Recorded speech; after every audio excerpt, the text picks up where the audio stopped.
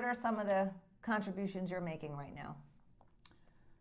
Well, the longest running one is our real estate brokerage, our residential business. We've been helping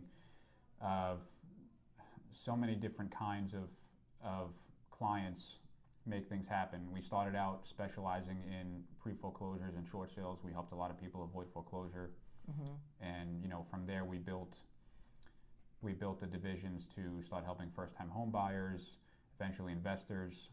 Now we just started our commercial division, so anything from investments to land to corporate relocation, development, where we're looking to help everybody we can in those spaces. Yeah, and you've built some amazing relationships over the years, I would imagine. Oh, absolutely. Yeah. I've been lucky to meet some amazing people, and even a lot of my friends that I collaborate with on a business level. It's a big deal.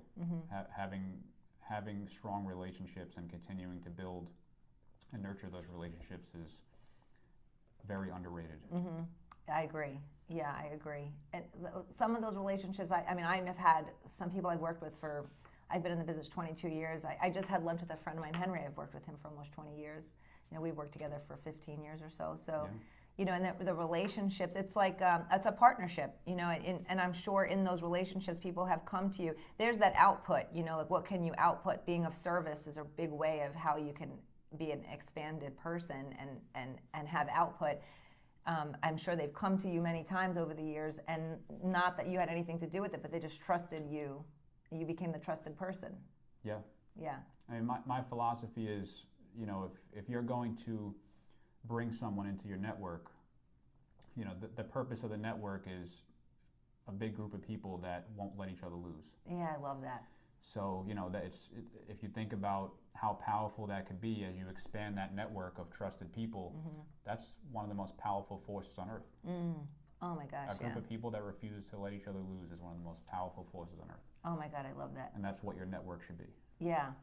Yeah, and celebrating each other. Yeah. Yeah, really, because, I think sometimes in relationships, it's normal to kind of, if you're not getting where you want to be right away, and you start comparing yourselves to other people's success, you can start to feel like, wait, why is it not happening for me? And we lose sight sometimes that it's all part of the journey. Everybody's time is a different time. And to just kind of enjoy the success of others, the pathway that they're creating, and being able to be a part of that success just by supporting them, like what you're saying, like having people that support you for success is like, we're all moving in the same direction. When it's your turn to succeed, they're going to be there to support you as well. If everyone's focus is making sure that everybody has what they need, no one's ever wanting anything. That's amazing.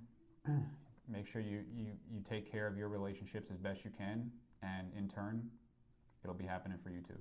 And I feel like in a society now, there's a lot of mistrust, and we've been told as a society not to trust each other, not to, and that's just such a disservice, especially to the younger generation.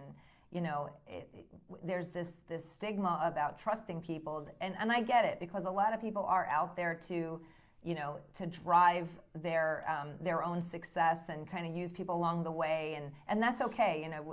We all have to get to where we have to go to, but I think that there's definitely something about that now in today's society where we've lost our ability to connect with people because we think we can't trust people. I completely agree, and it's a sad truth. And honestly, there's really two buckets that exist right now. You've got this group here that's competing, and then you've got this group here that's collaborating. Yes. And this group is where all the magic in the world happens. This is what makes the world go round. Yeah.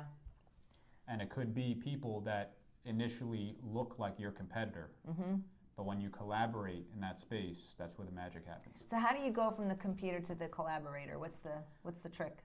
Well, for me, it just came from experience, because I felt the same way. When I started the company and entered into the business, I was very focused on what the competition was doing, and that kind of took away my brain power from what I could be doing that's high impact.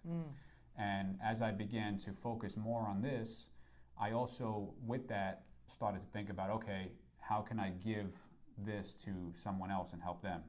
And how can we make something together? And eventually that just kind of became my mindset, and the more I found that the more I adopted that mindset, the faster I grew. Wow, that's incredible. And that's how your network grows, because eventually that mindset becomes contagious, and as everybody grows, you realize that this is the way it works. Yeah. Yeah, it's so expansive. Yeah, I for a long time I didn't meet with people in my industry, not intentionally. It's just that I was very focused on what I was doing. But over the last 6 months or so, I've met with some, people that I've known in the industry for a long time. I just never sat and met with them, and I've really enjoyed getting to know people in my industry and seeing it because immediately, the idea of competition is that there's not enough. It's literally a state of lack, because if there's not enough, then you have to compete. But when you get out of that and you just take a breath and you're like, okay, I did the best I could from that space. Competing, it drives you. It gives you, you want to win. So people that want to win want to compete. I get that. When you're operating from that space all the time, it truly is a state of lack. And there's times when you have to turn it on to be able to compete on something. But when you can step away from it and you enter into a different state, a state that there's enough, that there's plenty, you could just kind of take a deep breath and be like, okay, I can work with this person. We can get to know each other. We can get to like each other. This can be a person in my wheelhouse, that a relationship, and not feel the need to compete. And that, for me, has been the shift into collaboration, and I love it. I love it. It's so true, and it's powerful. One of my best friends owns a company just like mine. As a matter of fact, Mike, I helped him start it, Mike.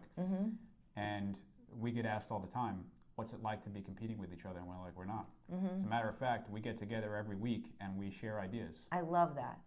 And there's always enough. Yeah, exactly. When you get into relationships like that, you end up helping each other in ways that you're not even present to.